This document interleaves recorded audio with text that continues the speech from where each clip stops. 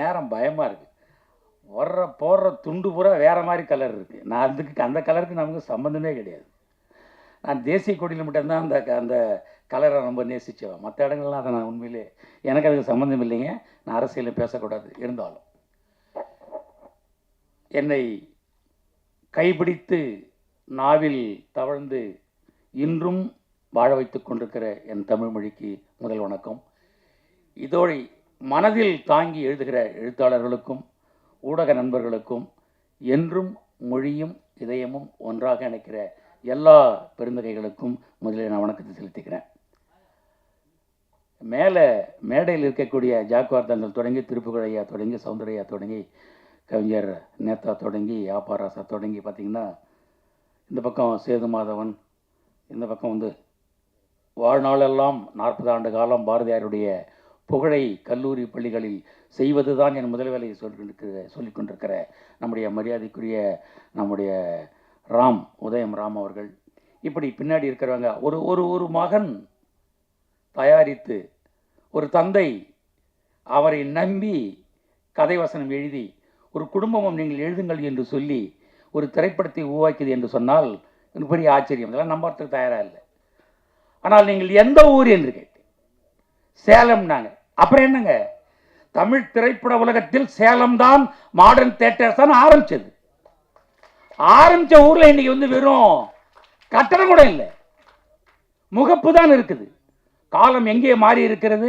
100 ஆண்டு காலம் தமிழ் சினிமா போய் இப்போ கையில் ஒரு பெரிய செல் எடுத்துட்டு வந்து தொழில்நுட்பமும் அறிவும் இருந்தால் படம் பண்ணிடலாம். படம் பண்ணுறதுக்கு மிகப்பெரிய பட்ஜெட். ஒரு கதாநாயகன் கேட்குறான், என்னையா சம்பளம்? சார் நாங்கள் லட்சங்கள்லாம் தாண்டி லட்சியங்களையும் தாண்டி கோடிகளில் மிதக்கிறேன் சார்ந்த. கோடிகளில் கதாநாயகர்கள் சம்பாதிக்கிறார்கள், கோடிகளில் தயாரிப்பாளர்கள் கொட்டுகிறார்கள், அதை விளம்பரம் செய்வதற்காக கோடியாக செலவு பண்ணி செய்கிறார்கள். போய் பார்த்தா 3வது நாள் ஆளே காணும். நீங்கள் சொல்கிறீங்க தியேட்டரில் போய் சார் நீங்கள் பேசுகிறீங்க. சில படங்களுக்கு தியேட்டரில் சொன்னாலும் வரதில்லை, முதல்ல பேசுறதுக்கே உங்களுக்கு வரதில்லை. திரைப்படம் ஆரம்பித்தது வந்து ஒரு எழுத்தில் தான், ஒரு சின்ன சொல் தான். திரைப்படத்திற்கு முதலீடு என்பது சிந்தனை தான். இப்போதான் எல்லாம் மாறிடுச்சு. ஆரம்பத்தில் இலக்கியவாதிகள், நல்ல சமூகத்தில் பற்று கொண்டவர்கள், அவங்க நம்ம படம் பார்த்து இந்த நாடு மாற வேண்டும் என்று, வாழ்நாளெல்லாம் மாற வேண்டும் என்று சொல்லி உள்ள அவர்கள் திரைப்பட உலகத்துக்கு நுழைஞ்சாங்க. பாரதிதாசன் அப்படித்தான் போனார். அன்பேங்கிற வார்த்தை அவர் தான் திரைப்படத்தில் விதைத்தார். அது முல்ல நாதா, சகியே, தமிழ் வார்த்தையே கிடையாது. பாரதிதாசன் போனார், பேரறிஞர் அண்ணா போனார், கலைஞர் போனார், முரசொலி மாறன் போனார். இப்படி சமூகம் மாற வேண்டும் என்று நினைக்கிற எழுத்தாளர்கள் மட்டும்தான் இந்த திரைப்படத்தை கையில் பிடிச்சாங்க. இன்னைக்கு யாரெல்லாம் பிடிக்கிறாங்க நான் சொல்லக்கூடாது. ஆட்சிக்கு போகணுங்கிறதுக்காக சமூகத்தில் ஒரு தெருவோட நடக்காம, ஒரு நாளும் நம்முடைய கதவை தாண்டி வந்த அந்த வேலைக்காரனையும் பார்த்து பேசாம, உச்சபட்சத்தில் இருக்கிறவர்களெல்லாம் இப்போ திடீர்னு என்ன வர்றாங்க, சமூகத்தின் மேல் அக்கறை கொண்டு நான் ஆட்சி செய்ய வேண்டும் வருகிறார்கள். வர்றது தப்பு இல்லை, நான் வர்றது தப்பு இல்லை.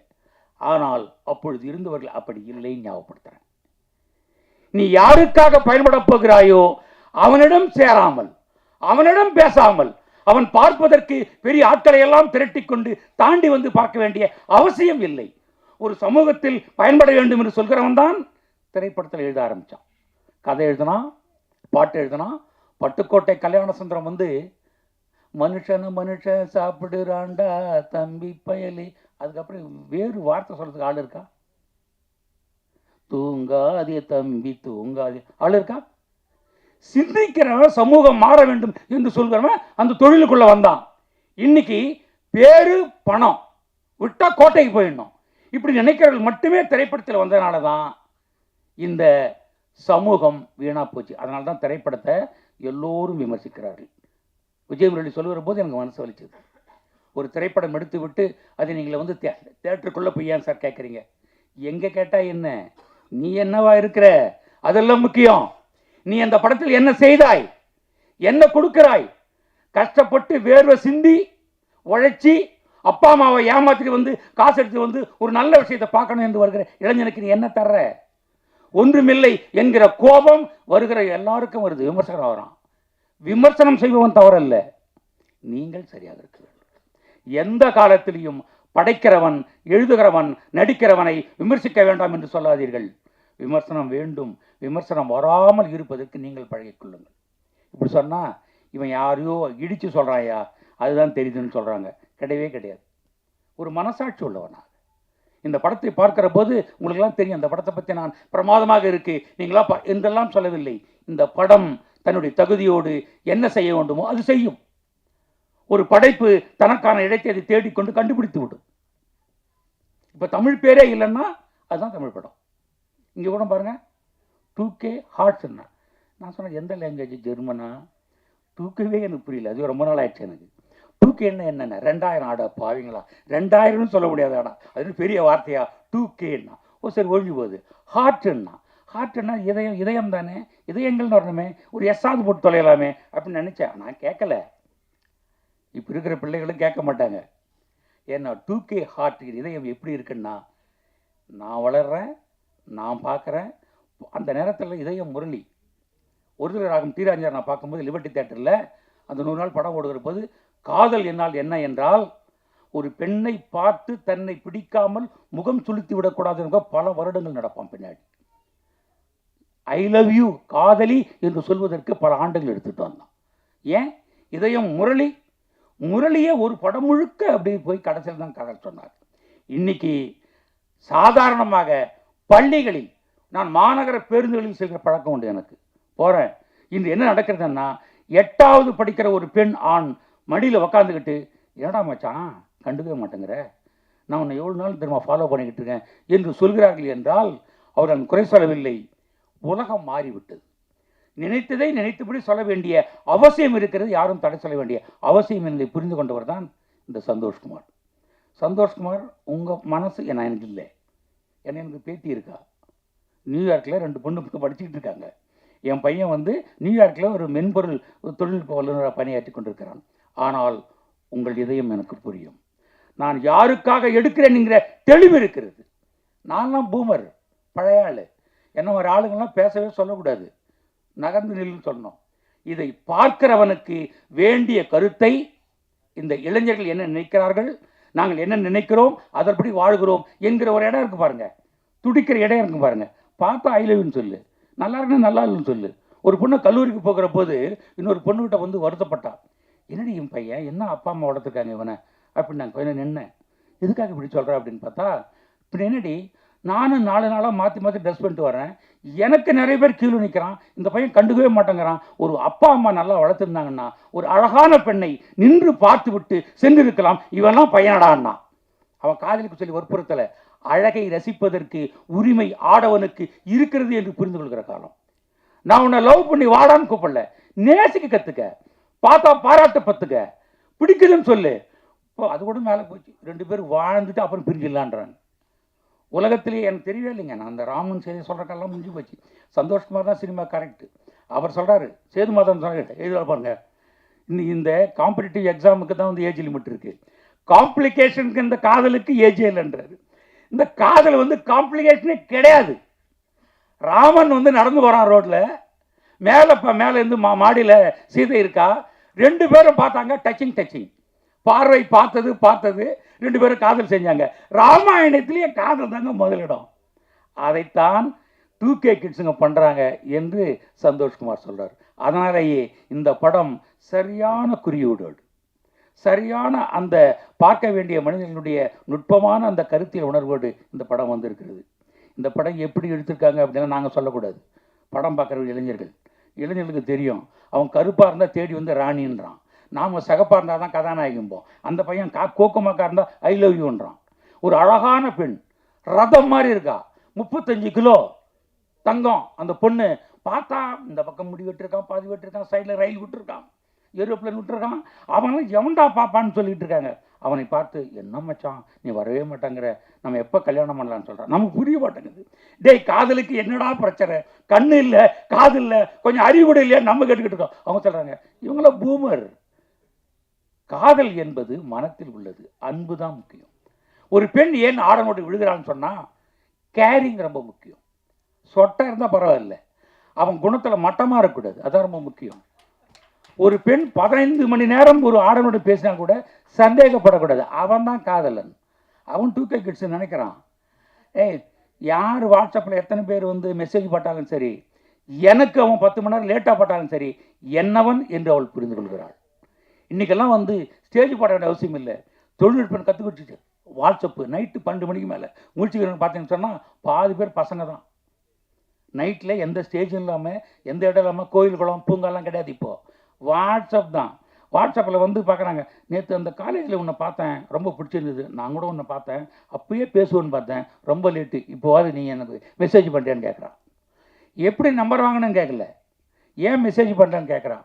மனம் தூய்மையாக இருக்குது. நினச்சா பேசு, பிடிக்கலன்னு நான் சொல்கிறேன், நீ அது பிடிக்கலன்னு பயந்துக்கிட்டு தூரம் நிற்காதே என்று நினைக்க உலகத்துக்கு சந்தோஷ்குமார் மாதிரி ஆளுங்க தான் கரெக்டு. அதனால தான் வந்து தொடர்ந்து 3 படமாக கொடுத்துக்கிட்டு இருக்காரு இந்த ப்ரொடியூசர் ரொம்ப விவரமானவர். நான் முதல்ல ஜவுளி கடை ஓனரோன்னு நினச்சேன். கலர் கலராக துண்டு எடுத்துன்னு வர்றாரு. நமக்குத்தான் அந்த கலர் வந்துச்சு, பல பேருக்கு பல கலர் வந்துச்சு, வர்றவங்களுக்கெல்லாம் துண்டு போடுறார். ஆனால் ஒன்று புரிகிறது, ஒரு தயாரிப்பாளரை ஒரு இயக்குனர் பட்ஜெட்டில் துண்டு போடாமல் செய்கிறது தான் ரொம்ப முக்கியம். அதே போல தான் பார்க்கிறவனுக்கு மனசில் குண்டு போடாமல் நீங்கள் படம் எடுத்தீங்கன்னா தான் இந்த இயக்குனர். இரண்டையும் இந்த அறிவார்ந்த இந்த கலைஞர்கள், நான் பிரேஸ்வரனுடைய மகனை பார்த்து மகிழ்ச்சியாக இருக்குது. அவர் லிபர்ட்டி தியேட்டர் பக்கத்தில் மக்களுக்கு ஒரு ராம்ஜி எனக்கு அறிமுகப்படுத்தினார். அப்போ அவர் எனக்கு ஜோசியம் பார்த்தார் கையில் பார்த்து. அப்புறம் தான் கவிஞர் அவர், அதுக்கப்புறம் பாடலாசிரியர். அவருடைய தலைமுறையில் அவருடைய மகன் இசையமைப்பாளர் இருக்கிறார். உங்களுக்கு நூற்றுக்கணக்கான படங்கள் வந்து குவியும் காலம் காத்திருக்கும். உங்களால் என்ன முடியுமோ அதில் சிறப்பாக செய்திருக்கிறீர்கள். அது காலத்திற்கு நீங்கள் எடுத்துக்காட்டாக இருக்கும். ஏன்னா உங்கள் அப்பாலாம் அவ்வளோ தமிழுக்கு அர்ப்பணம் செய்தவர்கள். ஒரு அர்ப்பணிக்கிற மனமும் உண்மையாக நேசிக்கிற குணமும் இருப்பவர்கள் என்றும் கலை உலகத்தில் வாழ்வார்கள், நீடித்து நிற்பார்கள் என்று சொல்லி இந்த திரைப்படத்தினுடைய அனைத்து குழுவினருக்கும், பல பேர் சொல்ல முடியல, முதல்ல நானே யாருன்னு கேட்பாங்க, அதனால் அது ஒன்றும் பெரிய பிரச்சனை இல்லை. இந்த கலையில் இந்த படத்தில் இருக்கிற அனைத்து கலைஞர்களுக்கும் நான் உண்மையிலேயே பாராட்டி, இந்த படம் வெற்றி பெற வேண்டும், போட்ட பணம் எடுத்தால் போதும், அதுதான் வெற்றி, இருந்தாலும் 20% குறைந்தாலும் அதுவும் வெற்றி என்று புரிந்து கொண்டு 4வது படத்திற்கு தயாரிக்க துவங்கிவிடுங்கள் சொல்லி வாழ்த்தி வணங்குகிறேன். நன்றி, வணக்கம். 2K ஹார்ட் அப்படின்ற படத்தில் நான் வந்து மேகம் நம்மை தொட்டு போகும் அப்படின்ற சாங் பாடியிருக்கேன். அண்ட் அந்த சாங் ரெக்கார்டிங் அப்போ தான் நான் பார்த்தேன், ப்ரொடியூசர் சார் வந்திருந்தாங்க. அண்ட் அவரோட ஹார்ட் ஒர்க் தான் நான் பார்த்து ரொம்ப ஒரு மாதிரி வியந்து போனேன். ஸோ ஒரு படத்தை வந்து கொண்டு வரணும், இதை வந்து 4 பேர் பார்க்கணும், நம்ம இவ்வளோ ஹார்ட் ஒர்க் பண்ணுறோம், ஸோ அது நம்ம எப்படியாவது ரீச் பண்ணோம் அப்படின்ற அவரோட அந்த ஒரு இன்வால்வ்மெண்ட் வந்து எனக்கு ரொம்ப ஆச்சரியமாக இருந்தது. ஸோ நான் அப்போ நினச்சதை வந்து என்னென்னா, கண்டிப்பாக இந்த படம் சக்ஸஸ் ஆகணும். So and best wishes to every one. எல்லாரோட ஹார்ட் ஒர்க்கும் கண்டிப்பாக நிறைவேறும். இந்த படம் நல்லா போகும் நான் நம்புகிறேன். Thanks a lot. And thank you so much to music director Dayanandan sir, எனக்கு அந்த சான்ஸ் கொடுத்ததுக்கு. And means a lot to me. Thanks a lot. இதுதான் என்னோடய ஃபஸ்ட்டு படம். நான் எதிர்பார்க்கல இப்போ இந்த ஸ்டேஜில் வந்து நிற்பேன்னு. அதுக்கான ஃபஸ்ட்டு தேங்க்ஸ் சொல்லணும்னா டைரக்டர் சந்தோஷ்குமார் அவர்கள் சாருக்கும், ப்ரொடியூசர் நவீன்குமார் சார் அவர்களுக்கும், கதை திரைக்கதை வசனம் இயக்கம் பருவதன் சார் அவருக்கும் தேங்க்ஸ் சொல்லிக்கிறேன். இந்த படம் ஃபுல் அண்ட் ஃபுல் காமெடியாக வந்திருக்கு. நீங்கள் கண்டிப்பாக என்ஜாய் பண்ணலாம். உங்கள் மென்டல் ப்ரெஷர் எல்லாமே இதாயிரும். ஃபுல் அண்ட் ஃபுல் காமெடியாக இருக்கும். எங்கள் டீம் ஃபுல்லாக எங்களோட எஃபர்ட்டை போட்டிருக்கோம். உங்கள் சப்போர்ட் எங்களுக்கு ரொம்ப முக்கியம். தேங்க்யூ. 2 பேர் ஆக்ட் பண்ணியிருக்காங்க, ஹீரோயின்ஸும் நடிச்சிருக்காங்க. இதில் டேரக்டர் சார் தான் இந்த படத்தை எங்களுக்கு எப்படி நடிக்கணும், என்ன பண்ணணும் எல்லாமே சொல்லி கொடுத்தாரு அவர் தான். நாங்கள் ஃபஸ்ட் ரொம்ப பயந்துகிட்டே இருந்தோம், எப்படி பண்ணுறது என்ன பண்ணுறது எதுவுமே தெரியாது. ப்ரொடியூசர் சார் ரொம்ப நல்லா சப்போர்ட் பண்ணார். எங்ககிட்ட சார் இது முடியல சார் அப்படின்னு சொல்கிறப்ப, அது ஒன்றும் இல்லை, பிரச்சனை இல்லை, பார்த்துக்கலாம் அப்படின்னாரு. டேரக்டர் சார்கிட்ட சார் நம்ம என்ன சார் பண்ணுறது அப்படின்னு திணறப்பெல்லாம், மண்டே ஆட்டாதார், நான் சொல்கிறத மட்டும் புரிஞ்சுவோடா அப்படின்னு சொல்லுவார். சரி சார் புரிஞ்சுக்கிறேன் அப்படின்னு சொல்லிட்டு நாங்கள் ஏதோ அவர் சொன்னதை அப்படியே கேட்டோம். பட் ஆனால் அவர் சொன்னதை 100% எங்களால் கொடுக்க முடிஞ்சான்னு தெரில. ஏன்னா நாங்கள் பார்க்குறப்ப ஓகேவாக இருக்குது, அது நீங்கள் பார்க்குறப்ப அது எப்படி அண்டர்ஸ்டாண்ட் ஆகும் உங்களுக்கு அப்படின்னு எனக்கு தெரில. அது ஃபஸ்ட்டுன்றதுனால கொஞ்சம் பயமாக இருக்குது. இதில் கொஞ்சம் நீங்கள் மக்கள் அப்படின்றவங்க அவங்களாம் கொஞ்சம் சப்போர்ட் பண்ணாங்கன்னா கண்டிப்பாக படம் நல்லாயிருக்கும், நம்பலாம். Thank you so much. பிகாஸ் எங்களை நியூ ஃபேஸ் இவங்க தான் இந்த மீடியாவுக்கு கொண்டு வந்தாங்க. எங்களை நம்பி இவங்களை ப்ரொடியூஸ் பண்ணியிருக்காங்க. அதுக்கே நான் இவங்களுக்கு பெரிய கடமைப்பட்டிருக்கேன். இந்த படம் எல்லாத்துக்கும் பிடிக்கும்னு நினைக்கிறேன். நான் கண்டிப்பாக நீங்கள் எல்லோரும் வந்து தேட்டரில் பார்த்தே ஆகணும். கன்ஃபார்ம் மிஸ் பண்ணிடாதீங்க. தேங்க்யூ. எல்லாருக்கும் எனது பணிவான வணக்கத்தை தெரிவித்துக் கொள்கிறேன். இந்த படத்தின் திரைக்கதை வசனம் எழுதிய நண்பர் சக்திவேல் எனது 47 ஆண்டுகால நண்பர். ஏற்கனவே நீங்கள் அனைவரும் கேட்டதைப் போல இது அவரது 3வது திரைப்படம். இந்த மாதிரி இந்த படத்துக்கான இசை வெளியீடு இந்த மாதிரி இந்த தேதியில் வச்சுருக்கேன். பிஆர்ஓ அவர்கள் திரைத்துறை சார்ந்தவர்களை வந்து சிறப்பு அழைப்பாளர்களாக அழைப்பார். அதே மாதிரி உனக்கு தெரிஞ்சவங்க இருந்தாங்கன்னா விஐபிஸ் இருந்தால் நீங்களும் வந்து சிறப்பு விருந்தினர்களாக அழைக்கலாம் அப்படின்னு சொன்னப்போ உடனடியாக என் நினைவுக்கு வந்தவங்க 3 பேர். முதல்ல நண்பர் திருப்புகழ் ஐஏஎஸ். ஏன்னா அவர் என்னுடைய 40 ஆண்டுகால நண்பர். அதோடு இல்லாமல் அவர் வந்து பணியில் இருந்தபோது மிகச்சிறப்பாக குஜராத் மாநிலத்திலும் மற்றும் டெல்லியில் சென்ட்ரல் டெபுடேஷன் டெல்லி, நேபாள் இதில் மிகச்சிறப்பாக பணியாற்றி நிறைய பேருக்கு தெரியாது யுனைடெட் நேஷன்ஸ் அவார்டெலாம் வாங்கியிருக்கார் அவர்.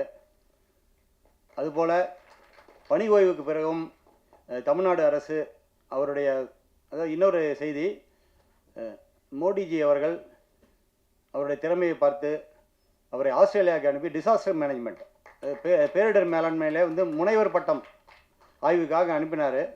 அநேகமாக இந்தியாவில் வந்து டிசாஸ்டர் மேனேஜ்மெண்ட்டில் முனைவர் பட்டம் பெற்ற முதல் இவர் வந்து அவராக தான் இருப்பார்னு நினைக்கிறேன். கரெக்டாக?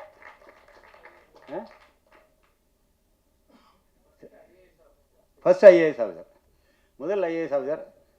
அதோடு இல்லாமல் ஏற்கனவே சொன்ன மாதிரி என்னோட 40 ஆண்டுகால நண்பர். அதோட உதயராம் சார் கேட்டார், எப்படி இந்த மாதிரி ஒரு திரை எதுக்கெல்லாம் அவர் வரமாட்டார், எப்படி வராரு அப்படின்னு சொல்லி.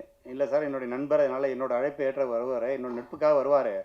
அதோடு இல்லாமல் அவர் வந்து அந்த ஆர்ட் அப்ரிசியேஷன் சொல்லுவாங்கள்ல, அதே மாதிரி ஒரு கலா ரசிகர். அவர் சினி ஃபோரம் அந்த அமைப்புகள்லாம் திருச்சி அவர் பணியாற்றிருந்தார் ஒரு காலத்தில். அப்போ வந்து சினி ஃபோரம் அமைப்பில் இருந்து வந்து நான் அவரெல்லாம் பார்த்திங்கன்னா நிறைய திரைப்படங்கள்லாம் பார்த்துருக்கோம். ஸோ அதனால் என்னோடய அழைப்பை ஏற்று உடனே ஒப்புதல் கொடுத்தாரு. ரொம்ப பெருமைப்படுத்தினார். அதுக்கு அவரை நன்றி தெரிவித்துக் கொள்கிறேன். அடுத்தது உடனடியாக என் மனதில் வந்து தோணுன நேம் வந்து திரைத்துறை சார்ந்த யாராவது அழைக்கலாம் அப்படிங்கிறப்போ திரைத்துறையில் எனக்கு உடனடியாக நினைவுக்கு வந்து ராசி அழகப்பன் சார் தான். காரணம் என்னென்னு கேட்டிங்கன்னா, ஏறத்தாழ ஒரு 4-5 ஆண்டுகளாக வந்து உரத் சிந்தனை வந்து வாசக எழுத்தாளர் சங்கம் வந்து பாரதி விழாங்கிற ஒரு நிகழ்ச்சியை தமிழ்நாடு ஃபுல்லாக பல பள்ளிகள் கல்லூரிகளுக்கு போய் அந்த பள்ளி மாணவர்கள் வந்து அவர் போட்டிகள் நடத்தி பாரதியோட சிந்தனைகள் வந்து இது பண்ணிட்டுருக்காங்க. அதில் வந்து ராசி அழகப்பன் சார் வந்து பெரிய இது பண்ணிகிட்ருக்காரு எங்களுடைய இணைஞ்சு. அதனால் அவரும் வந்து உடனடியாக ஒப்புதல் கொடுத்தாரு. அவருக்கு நன்றி. அடுத்து உதயம்ராம் சார். ஏறத்தாழ நான் ஒரு 15 ஆண்டுகளாக வந்து உரசிந்தனை வாசக எழுத்தாளர் சங்கத்தோடு நான் வந்து இணைஞ்சு போட்டுருக்கேன். நான் திருச்சி கிளையில் வந்து இப்போ வந்து நான் ஆலோசகராக இருக்கேன். அவர் வந்து அவர் தெரியாதவங்க யாரும் இருக்க முடியாது. ஒரு பத்திரிகையாளர், நம் உரசிந்தனை மாத எழுதி நடத்துகிறார். உரசிந்தனை வாசக எழுத்தாளர் சங்கத்தை பொதுச் செயலாளராக இருக்கார்.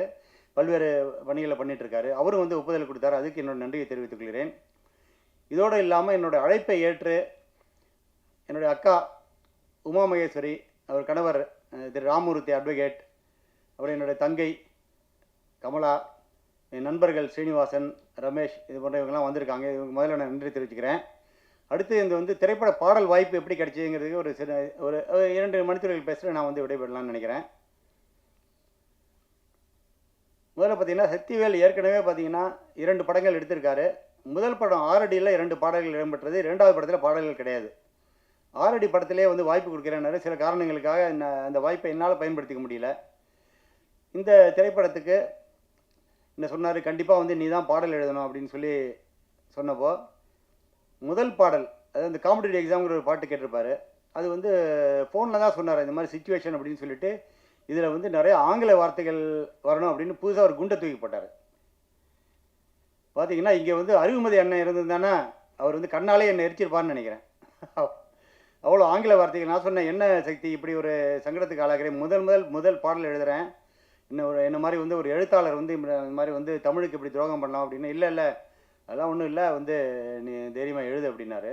அதனால் பார்த்தீங்கன்னா அதில் ஆங்கில வார்த்தைகளுக்கு இடையில் நடுவில் வந்து தமிழ் வார்த்தைகள் வரும். அந்த மாதிரி எழுதி ஆபாசம் இல்லாமல் எழுதினேன். அதான் என்னால் செய்ய முடிஞ்சுது. அதுக்கு பிரயாச்சித்தமாக இன்னொரு பாடலில் வந்து நான் வந்து ஆங்கில கலப்பு இல்லாமல் எழுதியிருக்கேன். இதுக்கு வந்து சக்திவேல் அவர்களுக்கு நன்றி சொல்லிக்கணும். அதோடு இல்லாமல் பொதுவாக பார்த்தீங்கன்னா உங்கள் அனைவருக்கும் வந்து தெரிஞ்சிருக்கும், ஒரு பாடலாசிரியர், பின்னணி பாடகர், பாடகி இவங்களை வந்து தேர்வு பண்ணுற ப்ரிராகேட்டிவ்னு சொல்லுவாங்க. உரிமை வந்து இசையமைப்பாளருக்கு மட்டுமே உண்டு. ஆனால் வந்து இசையமைப்பாளர் தயானந்தி பிரைஸுடன் வந்து பெருந்தன்மையாக நீங்கள் சொல்கிற சக்திவேல் வந்து நீங்கள் சொல்கிற பாடலாசிரியர் அப்படின்னு சொல்லி உரிமை அவர்கிட்ட கொடுத்தது வந்து அது வந்து அவருக்கு நான் நன்றி தெரிவிச்சுக்கிறேன். சிறப்பாக வந்து இசையமைச்சிருக்காரு. நம்ம இவர் பிஆர்ஓ சார் சொன்ன மாதிரி இந்த பாடலை வந்து வெற்றியடை செய்யறது வந்து ஊடகங்கள் கையில் உள்ள இன்றைக்கி வந்து என்ன எல்லாமே பார்த்தீங்கன்னா எல்லாத்துக்குமே ப்ரொமோஷன் தேவையாக இருக்குது. ப்ரொமோஷனை வச்சு தான் வந்து எல்லாமே நடக்குது. இன்றைக்கி வந்து சின்ன திரைப்படங்கள்லாம் எந்த நிலைமையில் இருக்குது அப்படிங்கிறத வந்து ராசி அழகப்பன் சார் சொன்னார். அதனால் வந்து நீங்கள் அனைவரும் இணைந்து வந்து இந்த படத்தை வந்து வெற்றியடைய வைக்கணும் அப்படின்னு சொல்லி கேட்டுக்கிறேன். இந்த வாய்ப்பிற்கு நன்றி தெரிவித்து உங்கள் அனைவரும் வந்து விடைபெறுகிறேன். நன்றி. திருப்புகழ் ஐயா அவருக்கு என்னுடைய வணக்கம். அப்படியே இறையன்பு அவர்களுடைய முகம், அந்த கனிவு, அதன் பிறகு சேதுமாதவன் ஐயா. சேதுமாதவன் ஐயா வந்து என்னுடைய, நானும் சேலத்துக்காரன் தான், என்னுடைய பள்ளி இயற்பியல் ஆசிரியருடைய கல்லூரி தோழர் அவர். எனக்கு அது இப்போ தான் தெரியும். மணிசேகர் அவர் எனக்கு துபாயிலிருந்து அழைச்சி சொன்னார், இந்த மாதிரி இந்த விழாவில் நீயும் கலந்துக்கிற, சேதுமாதவன் வந்து என்னுடைய கல்லூரி நண்பன், என்னுடைய சார்பாக அவருக்கு ஒரு சால்வை ஒன்று போடணும் அப்படின்னு சொல்லி கேட்டுட்டாரு. நான் முதல்ல அந்த சால்வையை போட்டுடுறேன். ஆசிரியருக்கு படிக்கும் போது நான் நல்ல பையன் இல்லை, இது ஒன்றையாவது நான் செஞ்சிடலான்னு நினைக்கிறேன். ஆமாம், இப்போ முயற்சி பண்ணிக்கிட்டு இருக்கேங்கண்ணா.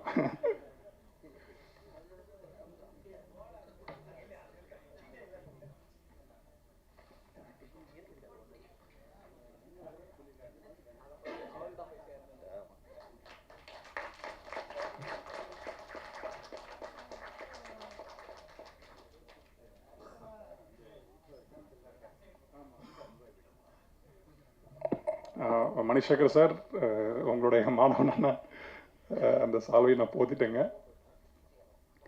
பிறகு சந்தோஷ்குமார் இயக்குனருக்கு என்னுடைய மனமார்ந்த வாழ்த்துக்கள். ஒரு திரை ரசிகனாக, திரைத்துறையில் பாடலாசிரியனாக, தொடர்ந்து கவிதைகள் எழுதக்கூடிய கவிஞனாக எனக்கு என்னுடைய மனமார்ந்த வாழ்த்துக்கள் உங்களுக்கு, இந்த ஒட்டுமொத்த குழுவுக்குமே. அந்த 2K ஹார்ட் 2K நேற்று கூட 2K லவ் ஸ்டோரி படம் வெளியாயிருக்கு. அந்த படத்தில் பாடல்கள்லாம் நான் தான் எழுதியிருக்கேன். அந்த 2K அப்படிங்கிறதுல நிறைய குழப்பங்கள் இருக்குதுன்னு நான் நினைக்கிறேன். அது ஏதோ அந்த வருடங்களில் நிறைய குழப்பங்கள் இருக்குது. நீங்கள் எங்கே போய் நம்ம தேடி பார்த்தாலுமே அந்த குழப்பங்கள் நிறையா இருக்குது. ஒரு வசதிக்காக அந்த பேர்கள்லாம் வச்சுருக்காங்கன்னு நான் நினைக்கிறேன். 90s கிட்ஸ்க்கு பிறகு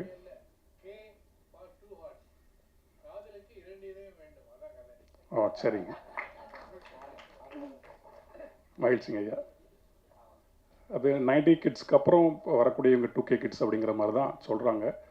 தென் அதற்கப்புறம் ஜென்சி வந்துட்டோம். ஜென்சிக்கு அப்புறம் ஜென் ஆல்ஃபா, ஜென் பீட்டா வரைக்கும் போயிட்டுருக்கு. அந்த பேர்கள் மாறி மாறி போய்கிட்டு இருந்தாலுமே அந்த அடிப்படையான மனித உணர்வுன்னு ஒன்று இருக்குது. அந்த அடிப்படையான மனித உணர்வை ஆக்கத்தை நோக்கி அல்லது மேன்மையை நோக்கி தூண்டக்கூடிய ஒன்று தான் எனக்கு தெரிஞ்சு கலையாக இருக்க முடியும் நான் நினைக்கிறேன். இந்த திரைப்படம் அப்படியான ஒரு மனிதனை மேன்மையை நோக்கி தள்ளக்கூடிய ஒரு சின்ன ஒரு ஊக்கியாக இருக்கணும்னு நான் நினைக்கிறேன், நம்புகிறேன்.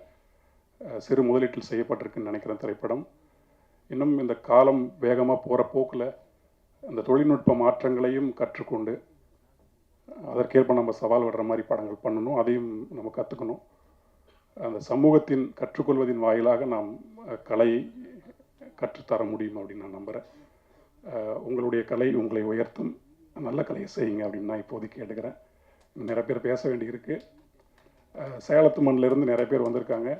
அந்த மண்ணில் பிறந்து வளர்ந்தவங்கிற ஒரு முறையில் எனக்கு பெரும் மகிழ்ச்சி. நீங்கள் நிறைய கற்றுக்கிட்டு பெருசு பெருசாக வரணும்னு ஆசைப்பட்றேன். தயானந்த் தோழருக்கு பெரியசுண்ணாவோட நிறைய முறை அவரை நான் பார்த்துருக்கேன். ஆமாம், அவங்க சித்தப்பா மதி ஒளிப்பதிவாளர், அவருடைய நம்ம படங்கள் நான் வேலை செஞ்சுருக்கேன். ஒரு தமிழ் நாவிலிருந்து பிறந்தவர் நீங்கள். ஆமாம், அவருடைய சொல் போல மேலும் மேலும் அப்படி சுடர் விட்டு எரியணும் நீங்கள். ஆமாம், ஒரு நண்பனாக ஒரு ரசிகனாக எல்லோருக்குமே என்னுடைய மனமார்ந்த வாழ்த்துக்கள் சொல்லுங்கள். நன்றி. மேடையில் இருக்கிறவங்க முக்கியமான பிரமுகர்கள் மட்டும்தான் பேசுவாங்க, அநேகமாக மேடையில் அவங்க மட்டும்தான் இருப்பாங்க. இங்கே மிகப்பெரிய மாறுதல் என்னென்னா, இந்த படத்தில் இன்வால்வ் ஆகிருக்கக்கூடிய அத்தனை தொழில்நுட்ப கலைஞர்களையும் மேடையில் அமர வைத்து அவர்கள் அனைவரையுமே பேச வைத்த ஒரு திரைப்பட பாடல் வெளியீட்டு விழா நிகழ்ச்சி எதுவாக இருக்கும் என்றால் எனக்கு நினைவு தெரிந்து இதுவாக தான் இருக்கும். அதனால் அந்த பெரிய முயற்சி, ஏன்னா இன்றைக்கி எல்லாம் யங் பட்ஸ், அதாவது இளம் அரும்புகள் இன்றைக்கு முகிழ்த்திருக்கின்றன. அவங்கெல்லாம் இன்றைக்கி வரும்பொழுது அவர்களுக்கு ஒரு நம்ம கொடுக்கக்கூடிய கைத்தட்டலும் இங்கே பேசக்கூடிய அனுபவசாலிகள் பேசக்கூடிய வாழ்த்தும் நிச்சயமாக அவங்களுக்கு ஒரு பூஸ்ட் குடித்த மாதிரி இருக்கும்னு நினைக்கிறேன். ரெண்டாவது விஷயம், இந்த படத்தை வெளியே வரும்போது நான் வரும்போது ஒரு போஸ்டர் பார்த்துக்கிட்டே வந்தேன். அந்த படம் இன்றைக்கி ரிலீஸ் ஆகிருக்கு. அது நம்ம சுசீந்திரன் எடுத்திருக்காரு. அதுவும் இதனுடைய டைட்டில் மாதிரியே தான் இருக்குது, 2K லவ் ஸ்டோரின்னு. நான் அதை பார்த்து குழம்பி போயிட்டேன். என்னது டைரக்டர் வேறு யார் பேரோ சொன்னார், சேது மாதவன், இல்லை சுசீந்திரன் போட்டிருக்கேன் அப்படின்ட்டு. அது ரொம்ப குழப்பத்தோடய தான் நான் காரில் வரும்போது பார்க்குற இடம்லாம் அந்த சுசீந்திரனோட படம் போஸ்ட்டும், ஆனால் பெரிய ஸ்டார்லாம் அதில் இருக்கிற மாதிரி இருக்குது. ஆனால் இவர் சொன்னது எல்லாம் புதுமுகம் இருக்குன்னு உள்ளே வந்ததுக்கப்புறம் தான் அந்த போஸ்ட்டை பார்த்தா அது 2K ஹார்ட், இது ஒரு படம், அது ஒரு தனியாக ஒரு படம் இருக்குது. இந்த புதுமுகங்கள் வைத்து எடுப்பதில் அதுக்கு நிச்சயமாக ரிஸ்க் எடுக்கணும். அந்த ரிஸ்க்கை ஒவ்வொரு முறையும் நண்பர் சக்திவேல் அவர்களுடைய குடும்பம் எடுத்திருக்கிறது என்பதனால அந்த குடும்பத்துக்கிட்ட இருக்கக்கூடிய அந்த கலை ஆர்வம், அதாவது ஒரு படத்துலேயே போதும் போயிடுவாங்க, போதும்ப்பா ஏதோ ஒரு ஆசைக்கோ. என்னுடைய நண்பர்கள் பல பேர் ஒரே ஒரு படம் ஆசைக்காக எடுத்துகிட்டு இது வாழ்க்கையில் அதுவும் ஒரு அது ஒன்றாவது விசிட்டிங் கார்டில் அந்த ஒரு படம் எடுத்தோன்ற மாதிரி இருக்கணும்னு பண்ணியிருக்கிறவனா இருக்காங்க. அதுக்காக பல லட்சங்கள்லாம் தொலைச்சவர்கள் உண்டு. ஆனால் இந்த குடும்பத்தில் முதல் படம், இரண்டாவது படத்தையும் தொடர்ந்து மூன்றாவது படமும் முழுக்க 100% நீங்கள் போட்டுக்கலாம், புதுமுகங்களை நம்பியே ஒரு படத்தை எடுத்திருக்கிறார்கள் என்றால் இந்த தயாரிப்பாளருக்கு இருக்கக்கூடிய அந்த கட்ஸு, மன உறுதி, அந்த மன உறுதியை நாம் பாராட்டணும் இல்லையா? அது நிச்சயமாக பாராட்டணும். ஏன்னா எப்படியாவது ஒரு டேர்னிங் பாயிண்ட் நம்முடைய குடும்பத்திற்கோ அல்லது நம்ம சார்ந்தவர்களுக்கோ கிடைக்காதா. அதனால தான் அவர் அவங்கள கூட சேர்ந்து ட்ராவல் பண்ணுற அத்தனை பேரையும் அடுத்தடுத்த படங்களையும் வாய்ப்பு கொடுத்துட்டு இருக்கார். எனக்கு இன்றைக்கி ரொம்ப மகிழ்ச்சியான ஒரு விஷயம் என்னென்னா, என்னுடைய நண்பர் நம்முடைய பிரேசுடன் அவருடைய மகன் அவர்களை இன்றைக்கு சந்திக்கக்கூடிய பாக்கியம் எனக்கு கிடைச்சிது. அவர் அற்புதமான மனிதர். அவர் கவிஞர், பாடலாசிரியர் என்பதெல்லாம் விட ரொம்ப மனிதநேயம் உள்ள ஒரு மனிதர். அவர் பேச ஆரம்பித்தார்னா அப்படியே கேட்டுக்கிட்டே இருக்கலாம், அவ்வளோ அருமையான தமிழ். இன்றைக்கு அந்த குடும்பத்திலிருந்து அடுத்த தலைமுறை இன்றைக்கு திரை உலகத்துக்கு வந்திருக்கிறது என்பது நிச்சயமாக அந்த தலைமுறைக்கு வாய்ப்பு கொடுத்ததற்காகவும் இந்த குழுவினருக்கு நன்றி சொல்ல கடமைப்பட்டிருக்கிறேன். சேது மாதவன் இப்படியெல்லாம் அவரும் ஒரு பாடலாசிரியராக இருப்பார்னு எனக்கு நம்பவே முடியல. எனக்கு அந்த இன்விடேஷன் அனுப்பி உங்களுக்கு இந்த படத்துக்கு என்ன சம்மந்தம்னு கேட்டேன். இல்லை சார், நான் 2 பாட்டு எதிர்க்கிறது. 2 பாட்டு எதிர்க்கீங்களா?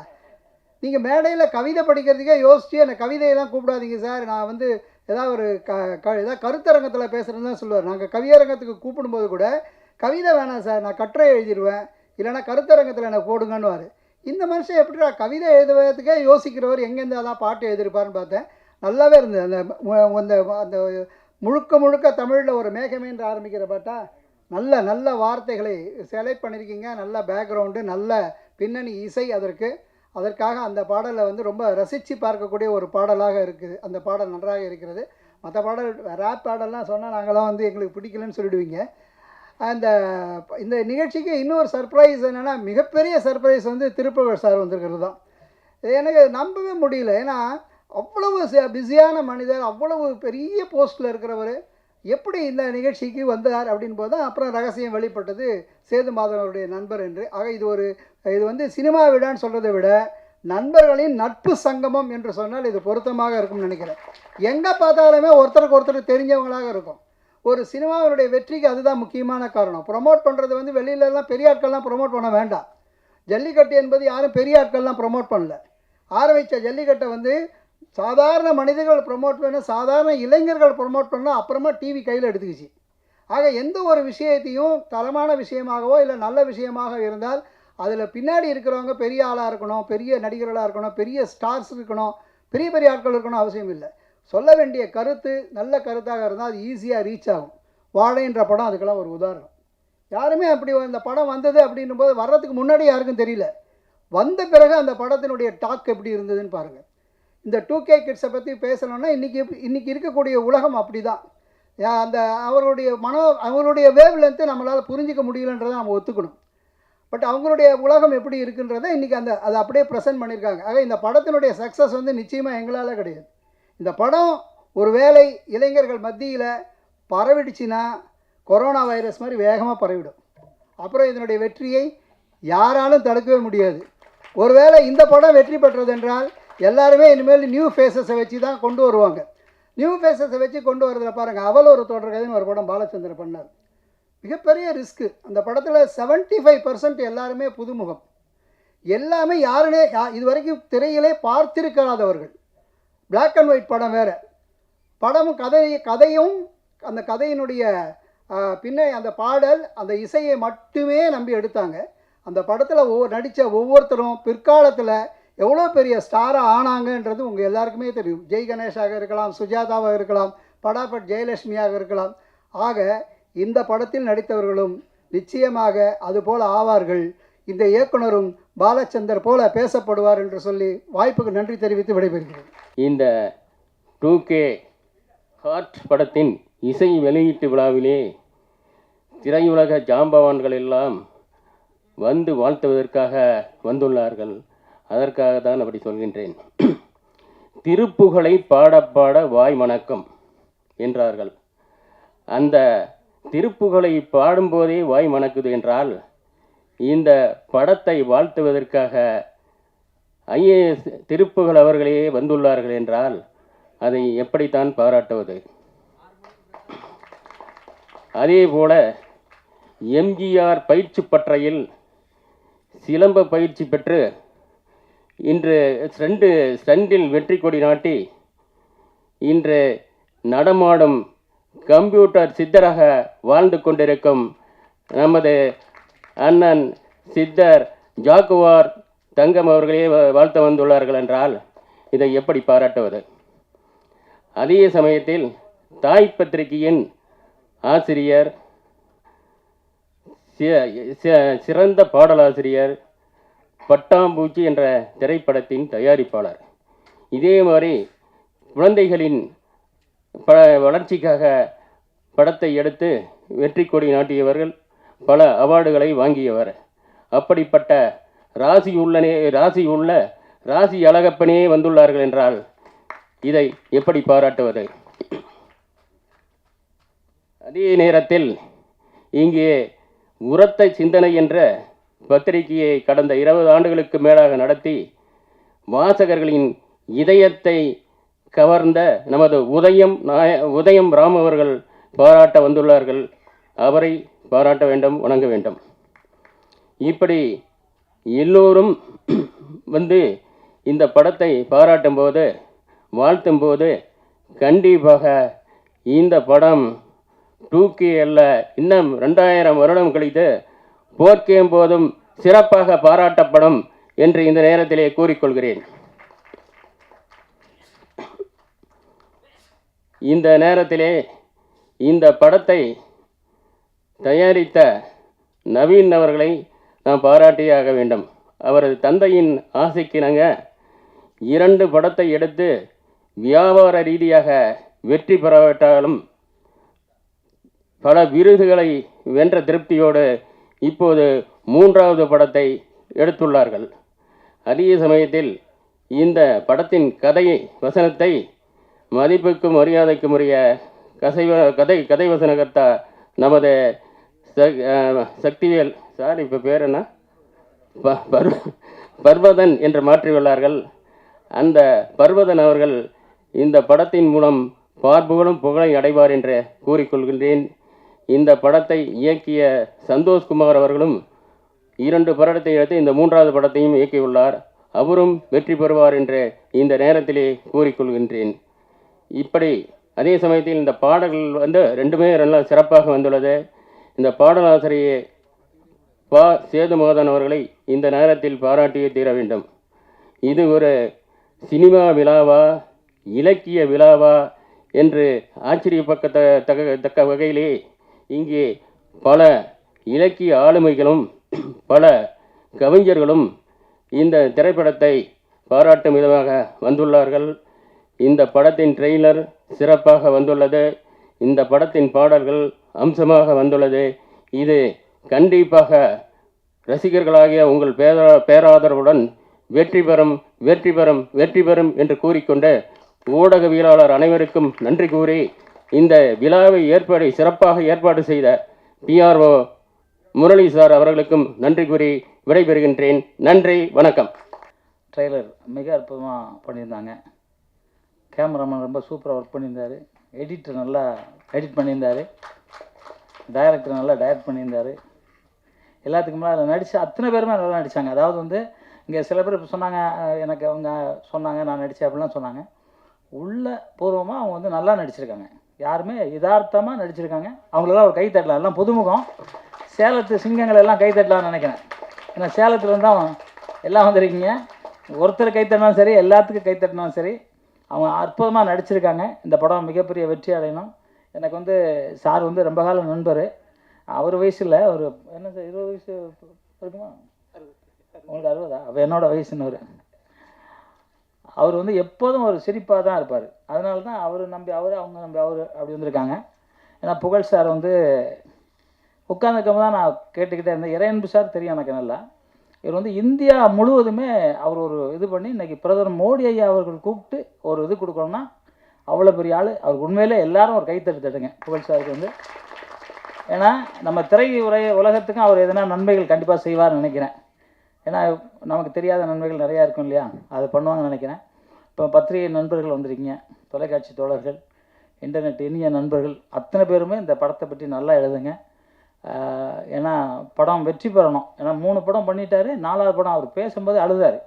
டெல்லியில் போய் பரிசு வாங்குறதுங்கும் போது அழுதார். அப்போவே வந்து என்ன பாசமான ஒரு குடும்பம் அப்படின்னு தெரிஞ்சு சந்தோஷம் சார். அப்படியே எப்போதும் இதே அன்போடு இருங்க. உலகத்தில் பெரிய அன்பு அப்பா அம்மா கூட இருக்கிறது தான்.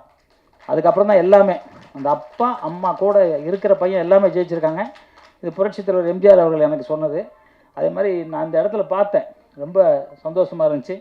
அது மாதிரி இயக்குனர் சந்தோஷ் அவர் வந்து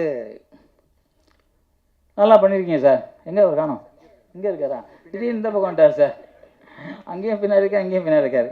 இது மாதிரி நல்லா பண்ணியிருக்காரு. நவீன்குமார் சார் வந்து இன்னும் நிறையா படங்கள் பண்ணணும். நவீன் சார் நிறையா படங்கள் பண்ணணும். உங்களுக்கு நாங்கள் எப்பவும் சப்போர்ட்டாக இருக்கோம். அப்புறம் ஒளிப்பதிவு வந்திருக்காரா? ஒளிப்பதிவு சார் தர்வேஷ் சார். ரொம்ப நல்லா இருந்துச்சு சார், பிரமாதமாக இருந்துச்சு. ரொம்ப வாழ்த்துக்கள் சார், சின்ன பையனாக தான் இருக்கீங்க. அப்புறம் அதே மாதிரி பர்வதன் சார், அவருக்கும் வாழ்த்துக்கள். உங்களுக்கு தான் பேரை மாற்றிட்டீங்களா. அப்புறம் வந்து விஜயமுரளி அண்ணன். அதுக்கப்புறம் பார்த்தீங்கன்னாக்கா இப்போது நம்ம ஒரு டைரக்டர் பேசுனாங்க, நீங்கள் தான் இல்லையா? 2K பற்றி ஏதோ பேசுனீங்க, சார் தான் பேசுனாங்க. கவிஞர், கரெக்டு. உங்கள் பேர் சரியாக அது ராசாங்கன்னு எனக்கு இந்த ஆப்பா ராசாங்கிற மட்டும் எனக்கு புரியல. 2kg மாதிரி அப்படியா? 2kg மாதிரி அதான் எனக்கு புரியல. நீங்கள் சொன்னீங்க 2kg பற்றி சொன்னீங்க, எங்களுக்கெல்லாம் புரியாதுன்னு. எனக்கெல்லாம் 72 வயசு தாண்டி 73 ஸ்டார்ட் ஆகுது. உண்மையிலே தெரியல தான். ஆனால் அந்த காலத்தில் எங்கள் வீட்டில் நான் 9வது பையன். குழந்தை 2க்கு மேலே 10க்காதுன்னு ஊரெல்லாம் போஸ்ட் ஓட்டினாங்க. இன்றைக்கி குழந்தையிலேயே என்ன பண்ணிட்டு ஊரெல்லாம் போஸ்ட் ஓட்டுறாங்க, டாக்டர் வாங்க அப்படின்ட்டு. அது காரணம் என்ன தெரியுங்களா? பெரியவங்க சொல்கிறது கேட்காது. எல்லாமே ஓகே தான், சின்னவங்க அறிவாளி தான், இல்லைன்னு நான் சொல்லவே இல்லை. ஆனால் அம்மா அப்பா என்ன சொல்கிறாங்களோ அதை கேட்டு வளர்ந்தீங்கன்னா எல்லாமே நல்லாயிருக்கும். அன்றைக்கி வந்து வயசுக்கு வந்தோடனே பாவாடை தாவணி கட்டுவாங்க. பெண்களுக்கு வந்து தாய் மாமா எடுத்து கொடுப்பாரு, அதுக்கு கட்டுவாங்க. தொப்புள் வந்து அவங்களுக்கு வெளியே தெரிகிற மாதிரி கட்டுவாங்க. வீட்டுக்குள்ளே தான் இருப்பாங்க, வெளியே வரமாட்டாங்க. கதவை இப்படி ஒதுக்கி கூட பார்க்க மாட்டாங்க, அண்ணனை கூட அப்படி பார்க்க மாட்டாங்க. நிறையா குழந்தைகள் இருந்துச்சு, எல்லாம் இருந்துச்சு. ஏன்னா நம்ம பெரியவர்கள் வந்து தொப்புள் வழியாக அந்த சுவாசம் கரெக்டாக இருந்தாக்க குழந்தை எந்த விதமான தடங்களும் இல்லாமல் குழந்தை பிறக்குங்கிற மிகப்பெரிய மென்ஞானத்தை புகுத்துனவங்க நம்ம தமிழ் பெரியவர்கள். அதில் வந்து எந்த மாற்று கருத்தும் யாருக்குமே கிடையாது. இப்போ நம்மளே ஜீன்ஸ் போடுறோம், குழந்தை பிறக்கல சொல்கிறாங்க நிறையா பேர், ஜீன்ஸ் டைட்டாக போடாதீங்க அப்படின்னு சொல்கிறாங்க. ஏன்னா அந்த காலத்தில் லங்கோடு ஒரு வேஷ்டி, மற்றபடி எல்லாம் துண்டை கட்டிட்டு அப்படியே போய் காற்றுல குளிப்போம். யாருமே அப்படி கிடையாது இப்போதைக்கு, இன்றைக்கி சூழ்நிலை. ஸோ அதனால் நிறையா மாற்றங்கள் இருக்குது. அதான் சொன்னேன், 50 வருஷம் கழிச்சு குழந்தையே இருக்காது சார். அதான் உண்மை. குழந்தை என்ன பண்ணுவீங்க? இந்த கம்ப்யூட்டருங்கிறதுனா அதை வச்சு தான் குழந்தைன்னு தூக்கி, அதுக்கப்புறம் மனுஷன் இருக்க மாட்டான். ஏன்னா மனுஷன் அது கொண்டுடும். இதை விட அது அறிவு ஜாஸ்தி ஆகிடும், கொண்டுடும். அதுக்காக தான் வந்து நம்ம முன்னோர்கள் சித்தர் எல்லாம் என்ன பண்ணாங்கன்னா இங்கே இருந்த 9 லோகத்துக்கும் போயிட்டு வந்தாங்க. ஏன்னா அந்த யோகாசனமாக இருக்கட்டும், அந்த நிறைய விஷயங்கள் அவங்க வந்து கற்றுக்கிட்டாங்க. விஞ்ஞானத்தில் இன்றைக்கும் கண்டுபிடிக்க முடியாத அத்தனையும் கண்டுபிடிச்ச விஞ்ஞானம் கண்டுபிடிச்ச தமிழன் நம்ம தமிழன் தான். ஸோ அந்த மாதிரி அதெல்லாம் நீங்கள் படம் எடுக்கலாம், தப்பு இல்லை. 2K படம் மாதிரி அதையும் ஒரு படமாக எடுங்க. ஏன்னா இப்போ அதெல்லாம் பார்க்குறக்கு எனக்கு ஆசையாக இருக்குது. உண்மையாகவே சத்தியமாக நான் சொல்லுங்கள் சார், எனக்கு நீங்கள் நிச்சயமாக இருந்துச்சிங்க, நான் வந்து டெய்லி எம்ஜிஆர் படம் பார்த்துக்கிட்டு இருப்பேன், டெய்லி சிவாஜி கணேசன் படம் பார்ப்பேன். ஏன்னா அதில் ஏதோ ஒன்று எனக்கு தெரியாமல் எனக்கு ஏதோ ஒன்று பிடிக்குது, அதனால் பார்ப்பேன். அதை பார்க்க மாட்டாங்க யாரும் இந்த படத்தை நினைக்காங்க. அந்த படத்தை இந்த படம் நல்லா போகிறதுக்கு மனமார வாழ்த்துக்கள். எல்லோரும் மிகப்பெரிய வெற்றி அடையணும். இந்த குரூப்பில் குறிப்பாக ஹீரோயின் சொல்லவே இல்லை, ஹீரோயினுக்கு வாழ்த்துக்கள். எல்லாருமே நல்லா நடிச்சிருந்தீங்க, யார் என்னென்னலாம் சொல்ல முடியாது, எல்லோரும் நடிச்சிருந்தீங்க. அத்தனை பேருக்கும் வாழ்த்து சொல்லி முடிக்கிறதுக்கு முன்னாடி எப்பவும் சொல்கிற மாதிரி தான், அம்மா அப்பாவை வணங்குங்க. எனக்கெல்லாம் அம்மா அப்பா இல்லை, ஏன்னா 5-6 வயசில் இறந்துட்டாங்க. அதாவது அம்மானா என்னன்னு எனக்கு தெரிஞ்சுக்கிட்டே இருக்கும். அப்பா 6 வயசு 7 வயசில் இருந்தாங்க, அப்பா என்னன்னு எனக்கு தெரிஞ்சுக்கிட்டே இருக்கும். அதனால தான் நான் எல்லா மேடையிலும் சொல்லுவேன் அம்மா அப்பா வணங்கன்னு. ஃபோட்டோவில் வணங்கவே முடியாது, இறந்ததுக்கப்புறம் நம்ம எங்கே இருக்கிறோன்னு தெரியாது, அவங்க நம்ம கூடவே இருக்கிறதா சொல்லிக்கிட்டே இருக்காங்க. இப்போ கூட நான் நேற்று ஒரு புக்கு படித்தேன், அதில் சொல்கிறாங்க முன்னோர்கள் நம்ம கூட தான் இருப்பாங்கன்ட்டு. அவங்கள மதிங்க, அவங்கள சொல்கிறத கேளுங்க, கேட்டிங்கன்னா வாழ்க்கையில் மிகப்பெரிய வெற்றி அடையலாம்.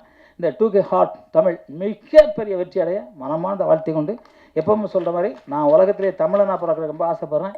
ஏன்னா எல்லா நாட்டுக்கும் நான் போயிருக்கேன், கிட்டத்தட்ட ஒரு 25 நாட்டுக்கு மேலே போயிருக்கேன். எல்லா ஊர்லேயும் மாடு அம்மானி தான் கற்றுது, எங்கேயுமே மம்மின்னு கற்றலை, இல்லை வேறு எந்த பாஷையிலும் கற்றலை. அப்போ உலகத்தில் முதன் மொழி நமது தாய்மொழி தமிழ் தான். அந்த தமிழை மறக்காதீங்க.